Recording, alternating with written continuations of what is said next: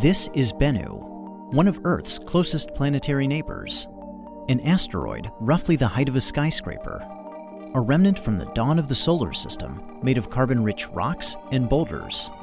And since late 2018, the place that NASA's OSIRIS-REx mission has called home. When OSIRIS-REx arrived, it began wrapping Bennu in a complex web of observations, starting with a preliminary survey of its size, shape, mass, and spin. On New Year's Eve, OSIRIS-REx was captured into orbit by Bennu's minuscule gravity, making it the smallest world ever to be orbited by a spacecraft. In early 2019, it broke orbit to conduct a detailed survey. A series of sweeping passes allowed OSIRIS-REx to study geological features at different latitudes and times of day, enabling stereo imaging and landmark-based navigation. During the detailed survey, OSIRIS-REx globally mapped Bennu at only 5 centimeters per pixel, the highest resolution of any planetary body, including Earth.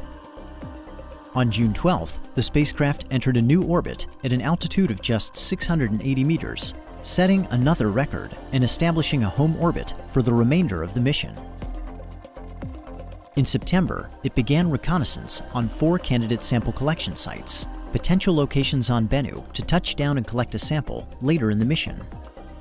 OSIRIS-REx concluded its first year at Bennu back in orbit, circling the asteroid's terminator, or boundary between day and night. Here, outside forces acting on the spacecraft are balanced, allowing it to orbit within the same plane over time.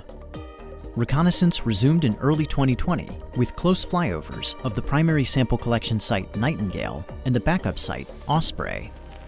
In mid-April, OSIRIS-REx performed the first of 2 rehearsals prior to sample collection.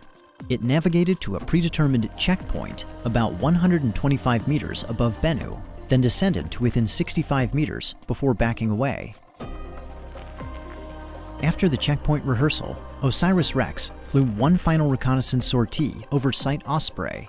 Then it made a series of high-altitude maneuvers while rebooting its onboard processor and preparing for its second rehearsal of the sample collection event.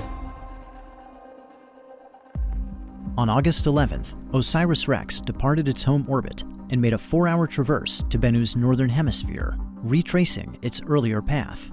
After performing the checkpoint engine burn to begin its descent, it made a second engine burn called Match Point to match Bennu's rotation before backing away at an altitude of approximately 40 meters. Now, the most crucial moment of the mission had arrived. On October 20th, 2020, at approximately 11:30 a.m. Mountain Time, the spacecraft departed orbit.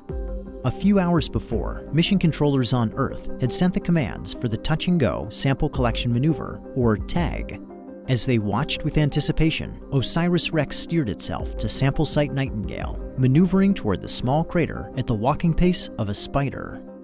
At 4:11 p.m., the mission received confirmation. OSIRIS-REx had touched down and collected its sample. Following TAG, the spacecraft drifted to a safe distance away from Bennu.